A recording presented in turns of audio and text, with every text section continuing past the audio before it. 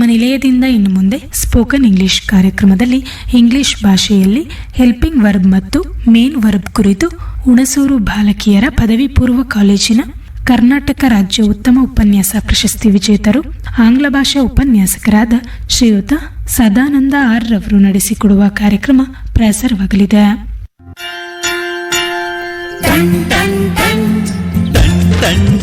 ಕೇಳಿ ಕಂಠೆ ಧ್ವನಿ ಶಾಲೆಯು ಕರೆಯುತ್ತಿದೆ ಬನ್ನಿ. ಕ್ಷಣ ಕ್ಷಣ ಕ್ಷಣಗಳ ಕೂಸಿಕ್ಕರೆ ತಾರೆಯಾಗಿ ಮುನ್ನುಗ್ಗುತ್ತಿದೆ. ಶಾಲೆಯು ಮನೆಯಿಂದ ದೂರವಿಲ್ಲ, ಕಡಿಮೆಯಾಯ್ತು ಅಂತರ, ತಲುಪುವೆ ಶಾಲೆಯ ಗೇಟಿನ ತನಕ. ತುಸುವೆ ನಡಿಗೆ ಸಾಕು, ಪ್ರೀತಿ ಹಾಗೂ ಅಕ್ಕರೆಯಿಂದ ಕಲಿಸುವ ನಿಮಗೆ ಶಿಕ್ಷಕರೇ ದಾರಿದೀಪ. ಟನ್ ಟನ್ ಟನ್ ಕೇಳಿ ಗಂಟೆ ಧ್ವನಿ ಶಾಲೆಯು ಕರೆಯುತ್ತಿದೆ ಬನ್ನಿ. ಬನ್ನಿ ಕರೆಯುತ್ತಿದೆ ಶಾಲೆ, ಬನ್ನಿ ಕರೆಯುತ್ತಿದೆ ಶಾಲೆ. Ton ton ton. ಶಿಕ್ಷಣ ನನ್ನ ಹಕ್ಕು.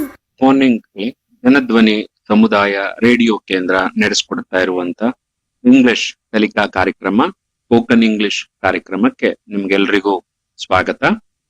ನಾನು ಕಳೆದ ತರಗತಿಯಲ್ಲಿ ನಿಮಗೆ ವರ್ಬ್ಗಳ ಪರಿಚಯವನ್ನ ಮಾಡಿಕೊಡ್ತಾ ಇದ್ದೆ. ಆ ವರ್ಬ್ಗಳ ಪರಿಚಯವನ್ನ ಮಾಡಬೇಕಾದ್ರೆ ನಾನು ನಿಮಗೆ ರೆಗ್ಯುಲರ್ ಮತ್ತು ಇರೆಗ್ಯುಲರ್ ವರ್ಬ್ಗಳ ನಡುವೆ ಏನು ಡಿಫರೆನ್ಸ್ ಇರುತ್ತೆ ಅಂತ ಹೇಳ್ತಾ ಇದ್ದೆ. ಕಳೆದ 2 ತರಗತಿಗಳನ್ನ ನೀವು ಸರಿಯಾಗಿ ಕೇಳಿಸ್ಕೊಂಡಿದ್ದೀರಿ, ಮತ್ತೆ ಅದರ ಮರುಪ್ರಸಾರವನ್ನು ಕೂಡ ಕೇಳಿಸ್ಕೊಂಡಿದ್ದೀರಿ. ಹಾಗೆ ನಾನು ಹೇಳಿದ ರೀತಿಯಲ್ಲೇನೆ ನಾನು ಹೇಳಿದ ವಿಷಯಗಳನ್ನ ಒಂದು ಪುಸ್ತಕದಲ್ಲಿ ಬರ್ಕೊಂಡಿದ್ದೀರಿ, ಅದ್ರ ಬಗ್ಗೆ ಆಲೋಚನೆ ಮಾಡಿದ್ದೀರಿ, ನಾನು ಹೇಳಿದ ವಿಷಯಗಳನ್ನ ನೀವು ಗಮನಿಸಿದ್ದೀರಿ ಅಂತ ಹೇಳಿ ನಾನು ತಿಳ್ಕೊಂಡಿದ್ದೇನೆ.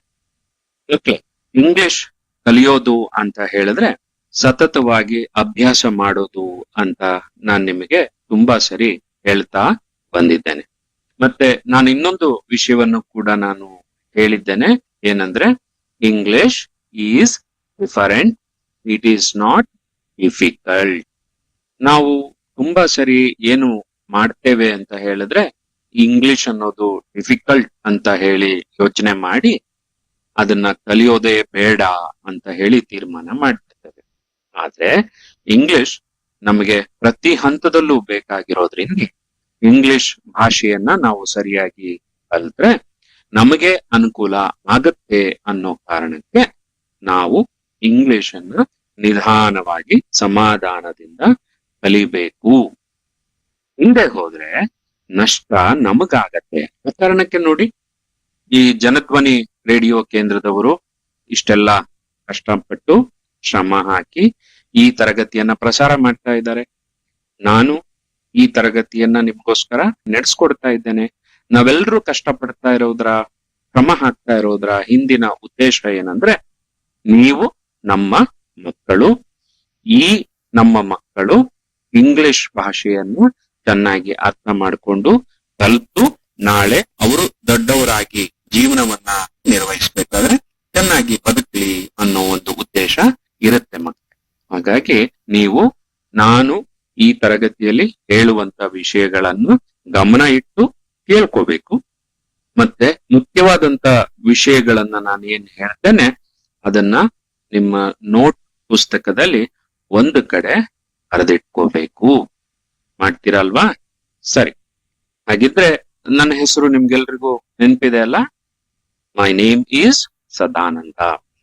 I am your English teacher. In the previous classes, I taught you on verbs, different forms of verbs that are used in English. I taught you on regular verbs and I also taught on irregular verbs. I hope you remember what are regular verbs and what are irregular verbs. The definition is very important, but at the same time, the usage is also important.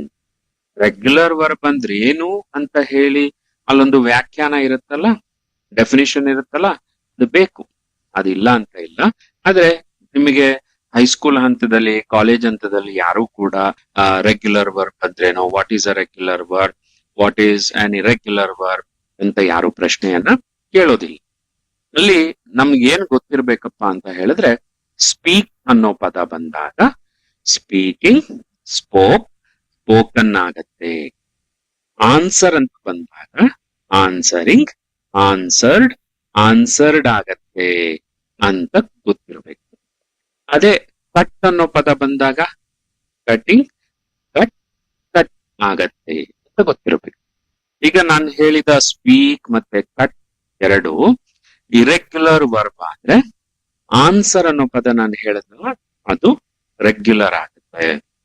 ಮಕ್ಳ ಕಳೆದ 2 ಕ್ಲಾಸಲ್ಲಿ ನಾನು ಹೇಳಿದ್ದನ್ನ ನೀವು ಒಂದ್ ಕಡೆ ಗುರ್ತಾಕೊಂಡಿದ್ದೀರಲ್ವಾ? ಒಂದ್ಸರಿ ತೆಗೆದ್ ನೋಡಿ, ನೋಡಿ ಗಮನಿಸಿ. ರೆಗ್ಯುಲರ್ ವರ್ಬ್ ಅಂದ್ರೆ ಏನ್ ಹೇಳಿದ್ದೆ? ರೆಗ್ಯುಲರ್ ವರ್ಬ್ ಅಂದ್ರೆ ಯಾವ ವರ್ಬಿನ ಪ್ರೆಸೆಂಟ್ ಫಾರ್ಮಿಗೆ, ಪ್ರೆಸೆಂಟ್ ವರ್ಬಿಗೆ ಡಿ, ಇಡಿ ಅಥವಾ ಐಇಡಿ ಅನ್ನ ಸೇರಿಸಿ ಅದರ ಪಾಸ್ಟ್ ಮತ್ತು ಪಾಸ್ಟ್ ಪಾರ್ಟಿಸಿಪಲ್ ಎರಡೂ ರೂಪಗಳನ್ನು, ಎರಡೂ ವರ್ಬ್ಗಳನ್ನ ರಚಿಸಿದಾಗ ಅದನ್ನು ರೆಗ್ಯುಲರ್ ವರ್ಬ್ ಅಂತ ಹೇಳಿ ಹೇಳ್ತಾರೆ. ಈ ರೀತಿ ಆಗದೆ ಇದ್ರೆ ಅದನ್ನು ಇರೆಗ್ಯುಲರ್ ವರ್ಬ್ ಅಂತ ಹೇಳಿ ಹೇಳ್ತಾರೆ. ಇದು ನೀವು ಬರ್ಕೊಂಡಿದ್ರಿ ಅಲ್ವಾ? ಒಂದ್ ವೇಳೆ ಬರ್ಕೊಂಡಿಲ್ಲ ಅಂದ್ರೆ ಮತ್ತೆ ಉಳಿ. ಈ ರೆಗ್ಯುಲರ್ ಮತ್ತೆ ಇರೆಗ್ಯುಲರ್ ಅನ್ನೋದನ್ನ ಅರ್ಥ ಮಾಡ್ಕೊಳ್ಬೇಕಾದ್ರೆ ವರ್ಬ್ಗಳ ಬಗ್ಗೆ ಇನ್ನೊಂದು ವಿಷಯನೂ ಕೂಡ ನಿಮ್ಗೆ ಗೊತ್ತಿರಬೇಕು. ಏನಪ್ಪಾ ಅಂತ ಹೇಳಿದ್ರೆ, ಇಂಗ್ಲಿಷ್ ನಲ್ಲಿ ಯಾವುದೇ ವರ್ಬ್ ಅನ್ನ ನಾವು 4 ಭಾಗ ಆಗಿ ನೋಡ್ತೇವೆ, 4 ಉಪಭಾಗಗಳಾಗಿ ನೋಡ್ತೇವೆ. ವರ್ಬ್ ಯಾವಾಗ್ಲೂ ಸಮಯವನ್ನು ಆಧಾರವಾಗಿಟ್ಕೊಂಡು ಒಂದು ಕ್ರಿಯೆಯನ್ನು ಅಥವಾ ಸ್ಥಿತಿಯನ್ನು ಸೂಚಿಸುತ್ತೆ. ಆಕ್ಷನ್ ಹೇಳುತ್ತೆ ಅಥವಾ ಒಂದು ಸ್ಟೇಟ್ ಆಫ್ ಬೀಯಿಂಗ್, ಸ್ಥಿತಿಯನ್ನ ಹೇಳುತ್ತೆ. ಆದ್ರೆ ಎರಡನ್ನೂ ಹೇಳಬೇಕಾದ್ರೆ ವರ್ಬ್ ಯಾವಾಗ್ಲೂ ಕಾಲವನ್ನ ಸೂಚಿಸುತ್ತೆ, ಟೈಮ್ ಅನ್ನ ಇಂಡಿಕೇಟ್ ಮಾಡುತ್ತೆ ಅಂತ ಹೇಳಿದ್ದೆ. ಅದನ್ನ ನೆನ್ಪಿಟ್ಕೊಳ್ಬೇಕು. ಮತ್ತೆ ನಾನೀಗ ಹೇಳಿದ್ದನ್ನ ಬರೆದಿಟ್ಕೊಂಡಿರ್ಬೇಕು. ಬರೆದಿಟ್ಕೊಂಡಿಲ್ಲ ಅಂದ್ರೆ ಈಗ ಬರ್ಕೊಳ್ಬೇಕು. 1. ಸೊ ಯಾವುದೇ ಒಂದು ವರ್ಬ್ ಅನ್ನ ನಾವು 4 ಆಗಿ ವಿಂಗಡಿಸ್ಕೊಂಡು ನೋಡ್ತೇವೆ. Present verb, present participle verb, past verb ಮತ್ತೆ ಪಾಸ್ಟ್ ಪಾರ್ಟಿಸಿಪಲ್ ವರ್ಬ್ ಅಂತ ಹೇಳಿ 4 ಭಾಗ ಮಾಡ್ಕೊಳ್ತೇವೆ. ಈ 4 ಭಾಗಗಳು ಹೇಗೆ ರಚನೆ ಆಗ್ತವೆ ಅನ್ನೋದನ್ನ ಆಧಾರವಾಗಿಟ್ಕೊಂಡು ರೆಗ್ಯುಲರ್ ಮತ್ತು ಇರೆಗ್ಯುಲರ್ ವರ್ಬ್ ಅಂತ ಹೇಳಿ ಬಳಕೆ ಮಾಡ್ತೇವೆ. ಇದು ಗೊತ್ತಾಗತ್ತಲ್ವಾ? ರೈಟ್. ಯಾವ ಪ್ರೆಸೆಂಟ್ ವರ್ಬಿನ ರೂಪಕ್ಕೆ ಡಿ, ಇಡಿ ಅಥವಾ ಐಇಡಿ ಅನ್ನು ಸೇರಿಸಿ ಅದರ ಪಾಸ್ಟ್ ಮತ್ತು ಪಾಸ್ಟ್ ಪಾರ್ಟಿಸಿಪಲ್ ವರ್ಬ್ಗಳನ್ನು ರಚನೆ ಮಾಡಿದರೆ ಅದನ್ನ ನಾವು ರೆಗ್ಯುಲರ್ ವರ್ಬ್ ಅಂತ ಹೇಳಿ ಹೇಳ್ತೇವೆ. ಹೀಗೆ ಆಗದೆ ಹೋದ್ರೆ ಅದನ್ನ ಇರೆಗ್ಯುಲರ್ ವರ್ಬ್ ಅಂತ ಹೇಳಿ ಹೇಳ್ತೇವೆ. ಇಲ್ಲಿ ಒಂದು ಬಹಳ ಮುಖ್ಯವಾದ ವಿಷಯ ಏನಪ್ಪಾ ಅಂತ ಹೇಳಿದ್ರೆ, ಅದ್ಯಾಕೆ ಸರ್ ಹೀಗ್ ಹೇಳ್ಬೇಕು, ಅದ್ಯಾಕೆ ಸ್ಪೀಕ್ ಅನ್ನೋದು ಸ್ಪೀಕ್ಡ್ ಆಗ್ಬಾರ್ದು, ಅನ್ನೋದು ಕಟ್ಟೆಡ್ ಆಗ್ಬಾರ್ದು ಅಂತ ನಿಮ್ಗೇನಾದ್ರೂ ಪ್ರಶ್ನೆ ಬಂದ್ರೆ, ಈ ಪ್ರಶ್ನೆ ಬರಬೇಕು. ಈ ಪ್ರಶ್ನೆ ಬಂದ್ರೆ ಉತ್ತರ ಏನಪ್ಪಾ ಅಂತ ಹೇಳಿದ್ರೆ, ಇಂಗ್ಲಿಷ್ ಭಾಷೆಯನ್ನ ಬಳಸುವವರು ಯುರೋಪ್ ಖಂಡದಲ್ಲಿ ಇಂಗ್ಲೆಂಡ್ ಅಥವಾ ಯುನೈಟೆಡ್ ಕಿಂಗ್ಡಮ್ ಅಂತ ಹೇಳಿ ಒಂದು ದೇಶ ಇದೆ. ಅಲ್ಲಿ ಈ ಇಂಗ್ಲಿಷ್ ಭಾಷೆಯನ್ನ ಮಾತೃಭಾಷೆಯಾಗಿ ಬಳಸುವ ಜನರಿದ್ದಾರೆ. ಇಂಗ್ಲಿಷ್ ಭಾಷೆಯ ಮೂಲ ಸ್ಥಾನ ಯುರೋಪ್ ಖಂಡದಲ್ಲಿರುವಂತ ಇಂಗ್ಲೆಂಡ್ ಅಥವಾ ಯುನೈಟೆಡ್ ಕಿಂಗ್ಡಮ್. ಅಲ್ಲಿ ಮಾತಾಡುವ ಜನ ಸ್ಪೀಕ್ ಅನ್ನೋದನ್ನ ಸ್ಪೋಕ್ ಅಂತ ಹೇಳ್ತಾರೆ, ಕಟ್ ಅನ್ನೋದನ್ನ ಕಟ್ ಅಂತ ಹೇಳ್ತಾರೆ. ಆದ್ರೆ ಕ್ಲೋಸ್ ಅನ್ನೋದನ್ನ ಕ್ಲೋಸ್ಡ್ ಅಂತ ಹೇಳ್ತಾರೆ, ಕಾಪಿ ಅನ್ನೋದನ್ನ ಕಾಪೀಡ್ ಅಂತ ಹೇಳಿ ಬಳಸ್ತಾರೆ. ಸೊ ಹಾಗಾಗಿ ಇದು ಸರಿ ಅಂತ ಹೇಳಿ ಅಲ್ಲಿಯ ಜನರು ಅನುಸರಿಸ್ತಾರೆ. ಅದನ್ನೇ ಆ ಜನರು ಅನುಸರಿಸುವ ಭಾಷೆಯ ನಿಯಮವನ್ನು ನಾವೇನಂತ ಹೇಳ್ತೀವಿ? ಇಂಗ್ಲಿಷ್ ಗ್ರಾಮರ್, ಇಂಗ್ಲಿಷ್ ವ್ಯಾಕರಣ ಅಂತ ಹೇಳ್ತೀವಿ. ಇದು ಹೇಗೆ ನೀವು ಅರ್ಥ ಮಾಡ್ಕೊಳ್ಬೇಕಪ್ಪ ಅಂತ ಹೇಳಿದ್ರೆ, ಈಗ ಉದಾಹರಣೆಗೆ ಒಂದು ಪ್ರಾಣಿ ಇದೆ, ಅದನ್ನ ಆನೆ ಅಂತ ಕನ್ನಡದಲ್ಲಿ ಹೇಳ್ತೀವಿ. ಹಾಗೆ ಇನ್ನೊಂದು ಪ್ರಾಣಿ ಇದೆ, ಅದನ್ನ ಹುಲಿ ಅಂತ ಹೇಳ್ತೀವಿ. ಆನೆ ಅನ್ನುವ ಪ್ರಾಣಿಯನ್ನು ಆನೆ ಅಂತ ಕನ್ನಡದವ್ರು ಹೇಳಿದ್ದಾರೆ, ಹುಲಿ ಅಂತ ಹೇಳಿದ್ದಾರೆ. ಒಂದು ವೇಳೆ ಇವತ್ತು ನಾವು ಆನೆ ಅಂತ ಏನ್ ಹೇಳ್ತೀವಲ್ಲ, ಅದನ್ನ ಕನ್ನಡ ಮಾತಾಡೋರು ಹುಲಿ ಅಂತ ಹೇಳಿದ್ದಾರೆ. ಕನ್ನಡ ಕಲಿಯೋರು ಯಾರೇ ಆಗಿದ್ರು ಅವರು ಆ ಪ್ರಾಣಿಯನ್ನ ಏನಂತ ಹೇಳ್ಬೇಕಾಗಿತ್ತು? ಹುಲಿ ಅಂತ ಹೇಳ್ಬೇಕಾಗಿತ್ತು. ಆದ್ರೆ ನಾವು ಕನ್ನಡ ಭಾಷೆ ಬಳಸೋರು ಅದನ್ನ ಆನೆ ಅಂತ ಹೇಳ್ತೀವಿ, ಇನ್ನೊಂದು ಪ್ರಾಣಿಯನ್ನ ಹುಲಿ ಅಂತ ಹೇಳ್ತೀವಿ. ನಾಳೆ ಅಂತ ಹೇಳ್ತೀವಿ, ನಿನ್ನೆ ಅಂತ ಹೇಳ್ತೀವಿ. ಸೊ ಕನ್ನಡ ಮಾತಾಡುವಂತವ್ರು ಟುಮಾರೋ ಅನ್ನೋದನ್ನ ನಾಳೆ ಅಂತ ಹೇಳ್ತಾರೆ, ಎಸ್ಟರ್ಡೇ ಅನ್ನೋದನ್ನ ನಿನ್ನೆ ಅಂತ ಹೇಳಿ ಹೇಳ್ತಾರೆ.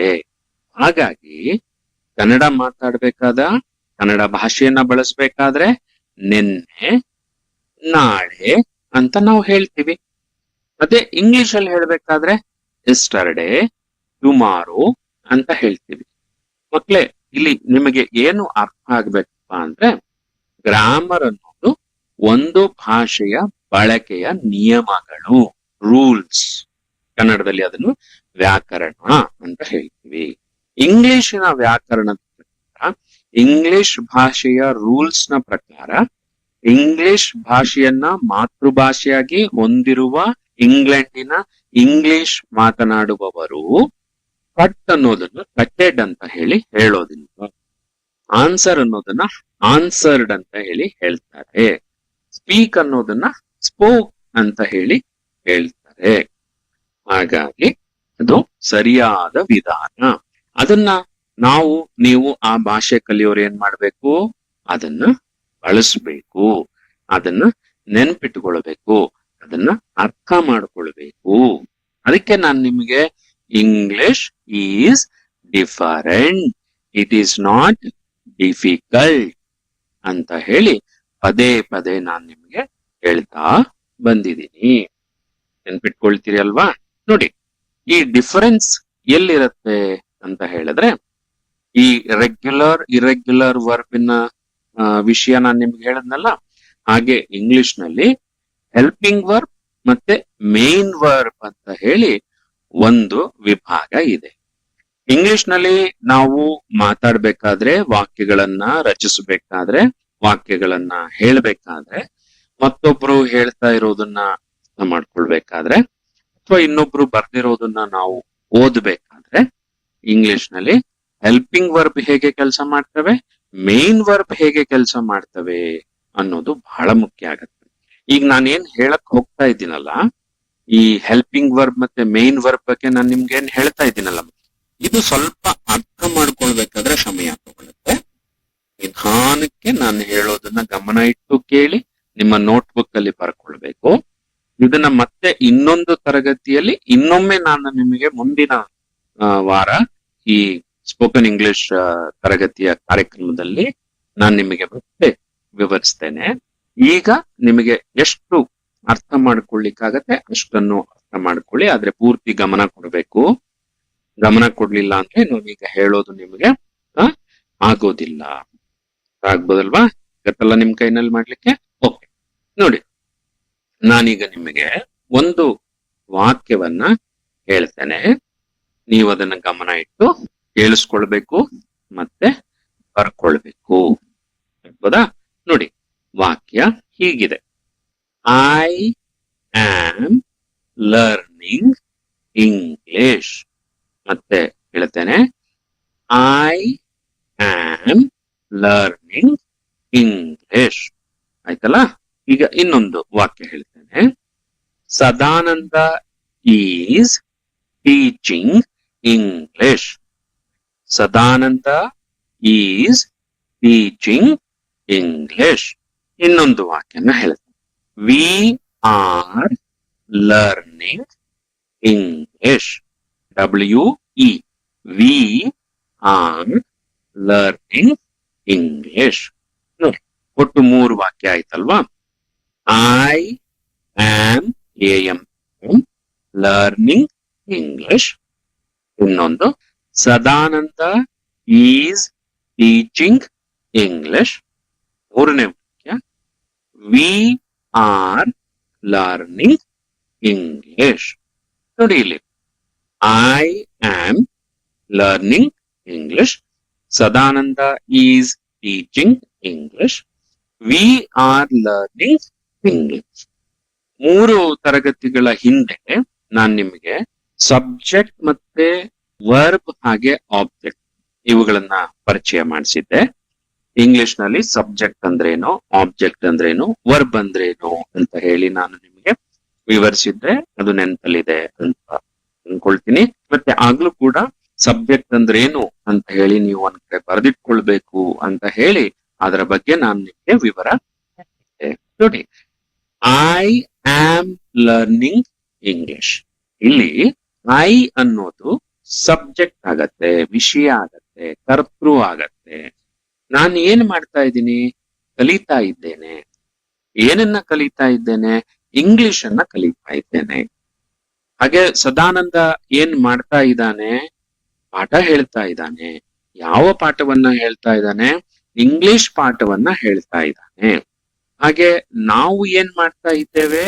ನಾವು ಇಂಗ್ಲಿಷ್ ಅನ್ನ ಕಲಿತಾ ಇದ್ದೇವೆ ಅಲ್ವಾ? ನೋಡಿ, ಐ ಆಮ್ ಲರ್ನಿಂಗ್ ಇಂಗ್ಲಿಷ್. ಈ ವಾಕ್ಯದಲ್ಲಿ ಐ ಅನ್ನೋದು ಸಬ್ಜೆಕ್ಟ್ ಆಯ್ತು, ಇಂಗ್ಲಿಷ್ ಅನ್ನೋದು ಆಬ್ಜೆಕ್ಟ್ ಆಗತ್ತೆ. ನಾವು ಕಲಿತಾ ಇದ್ದೇವೆ ಅದನ್ನ ಅಲ್ವಾ? ಈ ಮಧ್ಯದಲ್ಲಿ 2 ಪದ ಇದೆ. Am learning, I am learning English.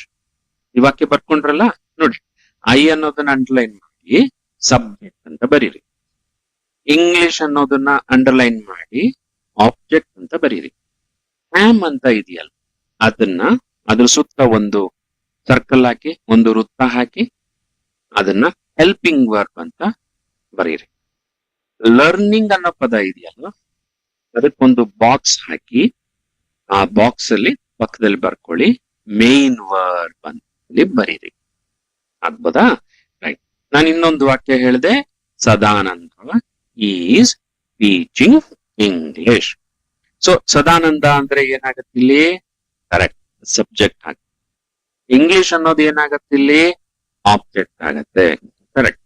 Is ಅನ್ನೋದಕ್ಕೆ ಒಂದು ರೌಂಡ್ ಸರ್ಕಲ್, ಅದಕ್ಕೆ ಏನಂತ ಬರೀರಿ? ಹೆಲ್ಪಿಂಗ್ ವರ್ಬ್ ಅಂತ ಬರೀರಿ. ಟೀಚಿಂಗ್ ಅಂತ ಇದೆಯಲ್ಲ, ಅದಕ್ಕೊಂದು ಬಾಕ್ಸ್ ಹಾಕಿ, ಅದನ್ನೇನಂತ ಬರೀರಿ? ಮೇನ್ ವರ್ಬ್ ಅಂತ ಹೇಳಿ ಬರೀರಿ. ಹಾಗೆ ಇನ್ನೊಂದು ವಾಕ್ಯ ಹೇಳಿದ್ದೆ, ಕೊಂಡಿದ್ರಿ ನೋಡಿ ಅಲ್ಲಿ, we are learning English. We are learning English ಬರ್ಕೊಂಡಿದ್ದೀರಲ್ವಾ? ರೈಟ್. ಅಲ್ಲಿ ವಿ ಏನಾಗಬೇಕು? ಸಬ್ಜೆಕ್ಟ್. ಇಂಗ್ಲಿಷ್ ಏನಾಗ್ಬೇಕು? ಆಬ್ಜೆಕ್ಟ್ ಆಗ್ಬೇಕು. ಕರೆಕ್ಟಾ? ಆರ್ ಅನ್ನೋದಕ್ಕೆ ರೌಂಡ್ ಹಾಕಿ, ಒಂದು ಸರ್ಕಲ್ ಹಾಕಿ, ಹೆಲ್ಪಿಂಗ್ ವರ್ಕ್. ಲರ್ನಿಂಗ್ ಅನ್ನೋದಕ್ಕೆ ಒಂದು ಬಾಕ್ಸ್ ಹಾಕಿ, ಮೇನ್ ವರ್ಕ್ ಅಂತ ಹೇಳಿ ಬರೀರಿ. ಬರದ್ರಿ ಅಲ್ವಾ? ಈಗ ಕೇಳಿಸ್ಕೊಳ್ಳಿ. ಇಲ್ಲಿ ಈಸ್, ಆಮ್, ಆರ್ ಈ 3 ಪದಗಳು ಹೆಲ್ಪಿಂಗ್ ವರ್ಬ್ ಆಗಿ ಇಲ್ಲಿ ಬಳಕೆ ಆಗತ್ತೆ. ಲರ್ನಿಂಗ್ ಮತ್ತು ಟೀಚಿಂಗ್ ಅನ್ನೋ ಪದಗಳು ಏನಾಗ್ತಾ ಇದಾವೆ? ಮೇನ್ ವರ್ಬ್ ಆಗಿ ಬಳಕೆ ಆಗತ್ತೆ. ಹಾಗಿದ್ರೆ ಈ ಮೇನ್ ವರ್ಬ್ ಅಂದ್ರೇನು? ಹೆಲ್ಪಿಂಗ್ ವರ್ಬ್ ಅಂದ್ರೇನು? ಯಾಕೆ ನಾವು ಇಂಗ್ಲಿಷ್ ನಲ್ಲಿ ಇದನ್ನ ಕಲಿಬೇಕು? ಪ್ರಶ್ನೆ ಬಂತಲ್ವಾ? ಬಹಳ ಮುಖ್ಯ. ನಾವು ಏನನ್ನೇ ಕಲಿಬೇಕಾದ್ರೂ ನಮಗೆ ಮೊದಲು ವೈ, ವಾಟ್, ಹೌ ಅನ್ನುವಂತ ಪ್ರಶ್ನೆಗಳು ಬರಬೇಕು.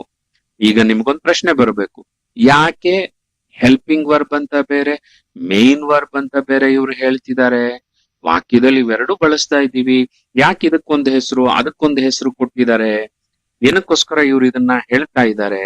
ನಾವ್ ಯಾಕೆ ಕಲಿಬೇಕು? ಈ ವೈ ಅನ್ನೋ ಕ್ವಶನ್ ಯಾವಾಗ್ಲೂ ತುಂಬಾ ಮುಖ್ಯ. ವೈ ಅನ್ನೋ ಪ್ರಶ್ನೆ ನಾವು ಇಟ್ಕೊಂಡಿದ್ವಿ ಅಂತಂದ್ರೆ ನಮ್ಗೆ ವಿಷಯನ ಅರ್ಥ ಮಾಡ್ಕೊಳ್ಳಿಕ್ಕೆ ಸಾಧ್ಯ ಆಗತ್ತೆ, ನಾವು ಇನ್ನೂ ಚೆನ್ನಾಗಿ ಕಲ್ತ್ಕೊಳ್ಳೋದಿಕ್ಕೆ ಅವಕಾಶ ಆಗತ್ತೆ ಅಂತ ಹೇಳಿ.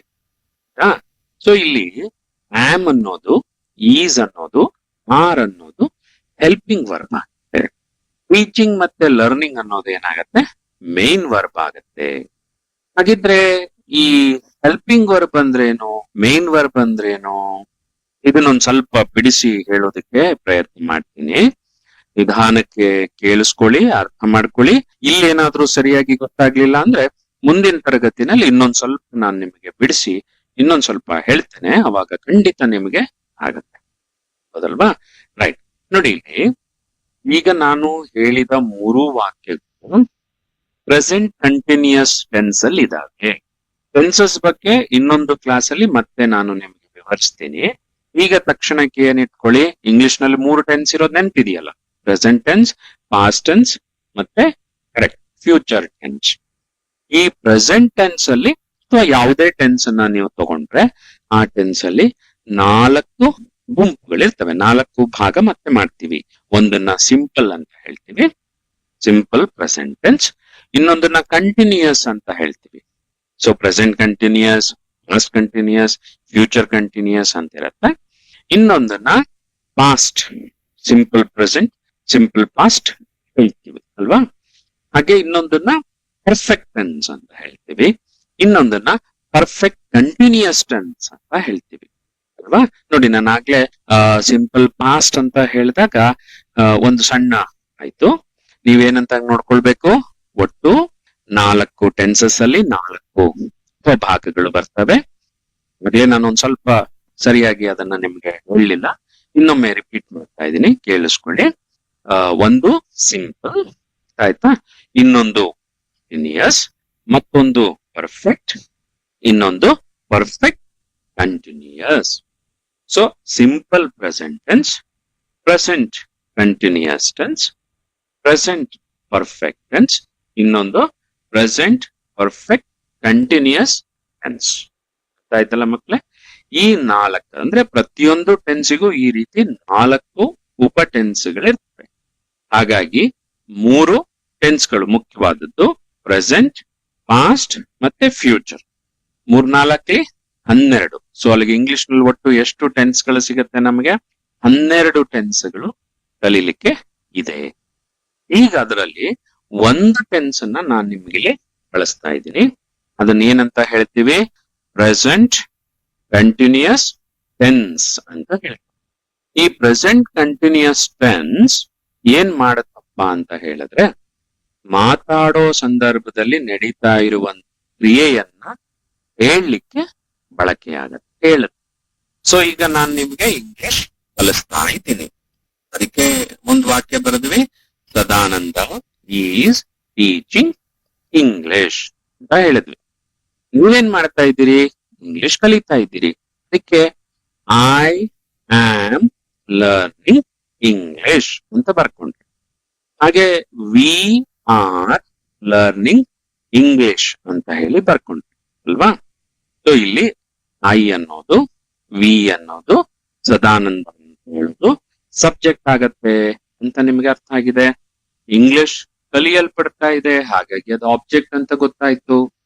ಈ ಈಸ್, ಆಮ್, ಆರ್ ಇದೆಯಲ್ಲ, ಇದನ್ನ ನಾವು ಹೆಲ್ಪಿಂಗ್ ವರ್ಬ್ ಅಂತ ಹೇಳಿ ಇದನ್ನ ಯಾಕೆ ಹೆಲ್ಪಿಂಗ್ ವರ್ಬ್ ಅಂತ ಹೇಳಿ ಹೇಳ್ತೇವೆ ಅಂದ್ರೆ, ನೀವು ಸ್ವಲ್ಪ ನೆನಪು ಮಾಡಿಕೊಂಡ್ರೆ ಲರ್ನಿಂಗ್ ಮತ್ತೆ ಟೀಚಿಂಗ್ ಅನ್ನುವ ಈ 2 ಪದಗಳು ನೆನಪಾಯ್ತಾ? ಪಾರ್ಟಿಸಿಪಲ್ ವರ್ಬ್ ಆಗಿ ಬಳಕೆ ಮಾಡ್ತೀವಿ. ವರ್ಬ್ ಗಳನ್ನ ಮತ್ತೆ ನಾನು ಏನ್ ಹೇಳಿದ್ದೆ ನಿಮಗೆ ನೆನಪಿದ್ಯಾ? Present verb, present participle verb, past verb ಮತ್ತೆ ಪಾಸ್ಟ್ ಪಾರ್ಟಿಸಿಪಲ್ ವರ್ಬ್ ಅಂತ ಹೇಳಿ 4 ಭಾಗ ಮಾಡ್ತೀನಿ ಅಂತ ಹೇಳಿದ್ನಲ್ಲ, ನೆನಪಿದೆ ಅಲ್ಲ? ಓಕೆ. ಅಲ್ಲಿ ಪ್ರೆಸೆಂಟ್ ಪಾರ್ಟಿಸಿಪಲ್ ವರ್ಬ್ ಏನ್ ಬರುತ್ತೆ ನೋಡಿ, ING ಅಲ್ವಾ? ING ಬರುತ್ತೆ ನೋಡಿ.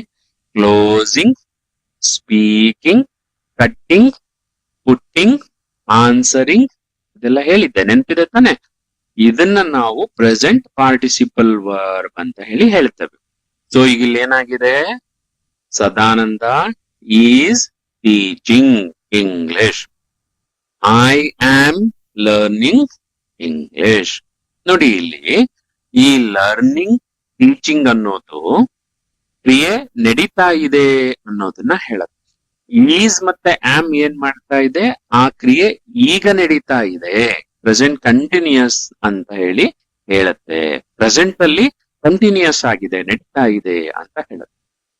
ನೋಡಿ, ಇದನ್ನೇನೆ I was learning English, Sadananda was teaching English, we were learning English ಅಂತ ಹೇಳ್ಬೋದು. ಈ ರೀತಿ ಹೇಳಿದಾಗ ಏನಾಗುತ್ತೆ, ಅದನ್ನ ಪಾಸ್ಟ್ ಕಂಟಿನ್ಯೂಸ್ ಟೆನ್ಸ್ ಅಂತ ಹೇಳಿ ಹೇಳ್ತೇವೆ. ಇಲ್ಲೇನಾಯ್ತು, ನಾವು ಇಂಗ್ಲಿಷ್ ಕಲಿಯುತ್ತಿರುವೆವು, ಸದಾನಂದ ಇಂಗ್ಲಿಷ್ ಕಲಿಸುತ್ತಿದ್ದಾನೆ ಅಲ್ವಾ, ನಾನು ಇಂಗ್ಲಿಷ್ ಕಲಿಯುತ್ತಿರುವೆ, ಇದು ಪ್ರೆಸೆಂಟ್ ಕಂಟಿನ್ಯೂಸ್. ಇಲ್ಲಿ ಈಸ್ ಆಮ್ ಆರ್ ಬದಲು ವಾಸ್ ಮತ್ತೆ ವರ್ ಅನ್ನ ಬಳಸಿದಾಗ ಏನಾಗತ್ತೆ, ಟೆನ್ಸ್ ಪಾಸ್ಟ್ ಕಂಟಿನ್ಯೂಸ್ ಆಗತ್ತೆ. ಅವಾಗ ಏನಾಗತ್ತೆ, Sadananda was teaching, I was learning, V were learning English ಅಂತ ಆಗುತ್ತೆ. ಮಕ್ಳು ನೀವು ಇಲ್ಲಿ ಗಮನಿಸ್ಬೇಕಾಗಿರೋದೇನಪ್ಪಾ ಅಂದ್ರೆ, ಕಲಿಯುವ ಕ್ರಿಯೆ ನಡೀತಾ ಇದೆ, ಪಾಠ ಹೇಳುವ ಕ್ರಿಯೆ ನಡೀತಾ ಇದೆ. ಅದನ್ನ ಲರ್ನಿಂಗ್ ಮತ್ತೆ ಟೀಚಿಂಗ್ ಅಂತ ಹೇಳಿ ಬಳಸಿದೀವಿ. ಅದು ಈಗ ನಡೀತಾ ಇದೆ ಅಂತ ಹೇಳೋದಿಕ್ಕೆ ಈಸ್ ಆಮ್ ಆರ್ ಅನ್ನ ಬಳಸಿದ್ವಿ. ಮೊದಲು ನಡೀತಾ ಇತ್ತು, ಇವತ್ತಲ್ಲ, ನಿನ್ನೆ ನಡೀತಾ ಇತ್ತು, ಹೋದ್ವಾರ ನಡೀತಾ ಇತ್ತು ಅಂತ ಹೇಳೋದಕ್ಕೆ ನಾವೇನ್ ಮಾಡ್ತೀವಿ, ವಾಸ್ ಮತ್ತೆ ವರ್ ಅನ್ನ ಬಳಸಿದ್ವಿ. ಹಾಗಾಗಿ ಅವಾಗ ಏನಾಯ್ತು, ಅದು ಪಾಸ್ಟ್ ಕಂಟಿನ್ಯೂಸ್ ಟೆನ್ಸ್ ಆಯಿತು. ಅಂದ್ರೆ ಈ ಹೆಲ್ಪಿಂಗ್ ವರ್ಬ್ ಗಳ ಸಹಾಯವನ್ನ ತಗೊಂಡು ನಾವ್ ಏನ್ ಮಾಡ್ಬೋದಪ್ಪ, ಏನ್ ಇಂಗ್ಲಿಷ್ ನಲ್ಲಿ ಮಾಡ್ತಾರೆ ಅಂತ ಹೇಳಿದ್ರೆ, ಟೆನ್ಸ್ ಅನ್ನು, ಕಾಲಸೂಚಕ ವಾಕ್ಯವನ್ನು ಹೆಚ್ಚು ನಿಖರಗೊಳಿಸ್ತಾರೆ, ಎಕ್ಸಾಕ್ಟ್ ಮಾಡ್ತಾರೆ, ಹೆಚ್ಚು ಸ್ಪೆಸಿಫಿಕ್ ಆಗಿ. ಹೆಲ್ಪಿಂಗ್ ವರ್ಬ್ ಕಾಲ ಸೂಚನೆಯನ್ನು ಹೆಚ್ಚು ನಿಖರಗೊಳಿಸುತ್ತವೆ, ಹೆಚ್ಚು ಸರಿ ಮಾಡಿಕೊಡ್ತವೆ. ಆಗ್ತಾ ಇದೆಯಾ? ಇದು ಒಂದ್ ವಿಷಯ.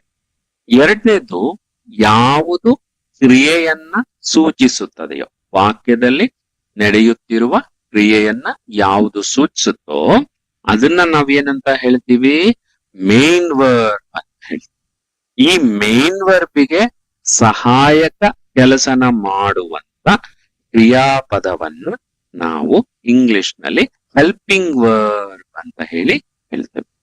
ಹಾಗೆ ಕೆಲವು ಸರಿ ನಿಮ್ಗೆ ಕ್ಲಾಸ್ ಅಲ್ಲಿ ಕೆಲವು ಸರಿ ಟೀಚರ್ಸ್ಗಳು ಆಕ್ಸಿಲರಿ ವರ್ಬ್ ಅಂತ ಹೇಳಿರ್ತಾರೆ. ಈ ಆಕ್ಸಿಲರಿ ವರ್ಬ್ ಅಂತ ಹೇಳಿದ್ರೆ ಬೇರೆ ಏನೂ ಇಲ್ಲ, ಹೆಲ್ಪಿಂಗ್ ವರ್ಬ್. ಅದನ್ನೇನು ಗೊಂದಲ ಮಾಡ್ಕೊಳ್ಬೇಡಿ, ಕನ್ಫ್ಯೂಷನ್ ಮಾಡ್ಕೊಳಕ್ ಹೋಗ್ಬೇಡಿ. ಇದನ್ನ ಸಿಂಪಲ್ ಆಗಿ ಇಟ್ಕೊಳ್ಳೋಣ, ಹೆಲ್ಪಿಂಗ್ ವರ್ಬ್ ಅಂತ ಹೇಳಿ. ಆಯ್ತಲ್ವಾ ಮಕ್ಳೇ? I am learning English, Sadananda is teaching English, we are learning English. Clear ಆಯ್ತಲ್ವಾ? ಸೊ ಇಲ್ಲಿ ಲರ್ನಿಂಗ್ ಮತ್ತೆ ಟೀಚಿಂಗ್ ಅನ್ನೋದು ಏನು ಕ್ರಿಯೆ ಇದೆ ಅಂತ ಸೂಚಿಸುತ್ತೆ.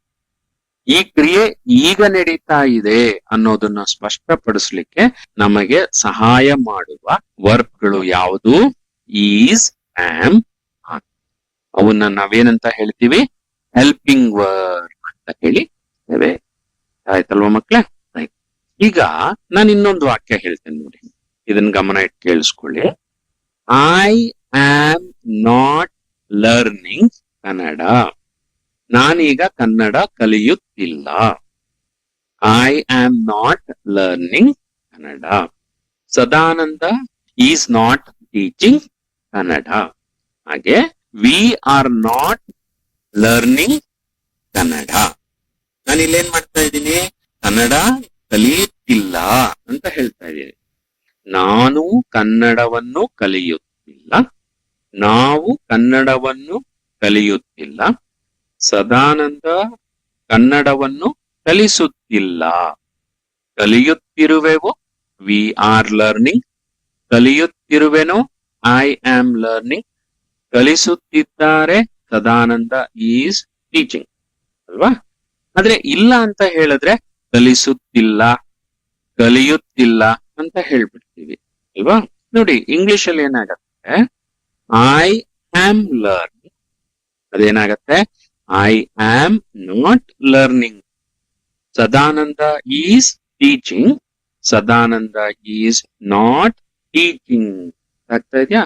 ಸೊ ಇಲ್ಲಿ ಕ್ರಿಯೆ ನಡೆಯುತ್ತಿಲ್ಲ ಅಂತ ಹೇಳ್ಬೇಕಾದ್ರೆ ಕ್ರಿಯೆಯನ್ನ ಸೂಚಿಸುವ ಪದ ನಕಾರಾತ್ಮಕ ನೆಗೆಟಿವ್ ಅರ್ಥನ ಪಡ್ಕೊಳ್ಳಲ್ಲ. ಆ ಬಳಕೆ ಇಂಗ್ಲಿಷ್ ನಲ್ಲಿ ಇಲ್ಲ. ಅದನ್ನ ನಾವ್ ಏನ್ ಮಾಡ್ಬೇಕು? ನೆಗೆಟಿವ್ ಇಲ್ಲ ಅಂತ ಹೇಳ್ಬೇಕಾದ್ರೆ ಸಹಾಯಕ ಕ್ರಿಯಾಪದದ ಸಹಾಯವನ್ನ ತಗೊಂಡು ಅದಿಲ್ಲ ಅಂತ ಹೇಳ್ಬೇಕು. ಕನ್ಫ್ಯೂಷನ್ ಆಗ್ತಾ ಇದೆಯಾ? ಅದನ್ನೇ ನಾನ್ ನಿಮಗೆ ಇಂಗ್ಲಿಷ್ ಈಸ್ ಡಿಫರೆಂಟ್ ಅಂತ ಹೇಳ್ತಾ ಬರ್ತಾ ಇರೋದು. ಇಂಗ್ಲಿಶಿನ ಅಭ್ಯಾಸ, ಇಂಗ್ಲಿಶಿನ ನಿಯಮ ಏನ್ ಹೇಳಂದ್ರೆ, ಯಾವ ಪದ ಕ್ರಿಯೆಯನ್ನ ಸೂಚಿಸುತ್ತೆಯೋ ಅದು ಸ್ವತಃ ನೆಗೆಟಿವ್ ಆಗೋದಿಲ್ಲ. ಅದನ್ನ ನೆಗೆಟಿವ್ ಮಾಡ್ಲಿಕ್ಕೆ ನಾವು ಇನ್ನೊಂದು ಗುಂಪಿನ ಕ್ರಿಯಾಪದಗಳನ್ನು ಇಸ್ಕೊಳ್ತೀವಿ. ಅವನ್ನ ಏನಂತ ಹೇಳ್ತೇವೆ? ಹೆಲ್ಪಿಂಗ್ ವರ್ಬ್ ಅಂತ ಹೇಳ್ತೇವೆ. ಆಗ್ತಿದ್ಯಾ? ಹೆಲ್ಪಿಂಗ್ ವರ್ಬ್ ಅನ್ನೋದು 2 ಹಂತದಲ್ಲಿ ಕೆಲಸ ಮಾಡುತ್ತೆ. ಒಂದು ಕಾಲವನ್ನ ಹೆಚ್ಚು ಸ್ಪಷ್ಟಗೊಳಿಸುತ್ತೆ, ನಿಖರಗೊಳಿಸುತ್ತೆ. ಇನ್ನೊಂದು ಯಾವುದು ಕ್ರಿಯೆ ನಡೀತಾ ಇದೆಯೋ ಅದು ಇಲ್ಲ, ನಡೆಯುತ್ತಿಲ್ಲ, ನೆಗೆಟಿವ್ ಫಾರ್ಮ್ ಅನ್ನ ರಚಿಸಲಿಕ್ಕೆ ನಮ್ಗೆ ಸಹಾಯ ಮಾಡುತ್ತೆ. ನಾನು ಇದುವರೆಗೆ ಹೇಳಿದ್ದನ್ನ ಒಂದ್ ಕಡೆ ಬರ್ಕೊಂಡಿದ್ದೀರಿ, ನೆನ್ಪಿಟ್ಕೊಂಡಿದ್ದೀರಿ ಅಂತ ಹೇಳಿ ಅನ್ಕೊಳ್ತೇನೆ. ಮತ್ತೆ ಈ ಕಾರ್ಯಕ್ರಮ 2 ಬಾರಿ ಈ ತರಗತಿ ಮರುಪ್ರಸಾರ ಆಗತ್ತೆ. ಅದರ ಸಮಯವನ್ನ ನೆನ್ಪಿಟ್ಕೊಂಡು ಮತ್ತೆ 2 ಬಾರಿ ಈ ತರಗತಿಯನ್ನ ಕೇಳ್ಕೊಳ್ಳಿ. ಮುಂದಿನ ತರಗತಿಯಲ್ಲಿ ನಾನು ಮತ್ತೆ ಈ ಹೆಲ್ಪಿಂಗ್ ವರ್ಬ್ ಮತ್ತೆ ಮೇನ್ ವರ್ಬ್ ಗಳ ಬಗ್ಗೆ ಇನ್ನಷ್ಟು ವಿವರಣೆಯನ್ನು ಕೊಡ್ತೇನೆ. ಈಗ ನಿಮಗೆ ಪೂರ್ತಿ ಅರ್ಥ ಆಗಿಲ್ಲ ಅಂತ ಹೇಳಿದ್ರೆ ತೊಂದರೆ ಇಲ್ಲ, ಇದು ಕರೆಕ್ಟ್. ಇದು ಸ್ವಲ್ಪ ಅರ್ಥ ಮಾಡ್ಲಿಕ್ಕೆ ಹೆಚ್ಚು ಸಮಯವನ್ನ, ಶ್ರಮವನ್ನ ಕೇಳುತ್ತೆ, ಅದು ಸರಿ. ಹಾಗಾಗಿ ಏನು ಬೇಸರ ಮಾಡ್ಕೊಳ್ಳೋದು ಬೇಡ. ಮತ್ತೆ ನೆಕ್ಸ್ಟ್ ಕ್ಲಾಸ್ ಅಲ್ಲಿ I teach you more on this helping verb and main verb. Till then, bye, good bye.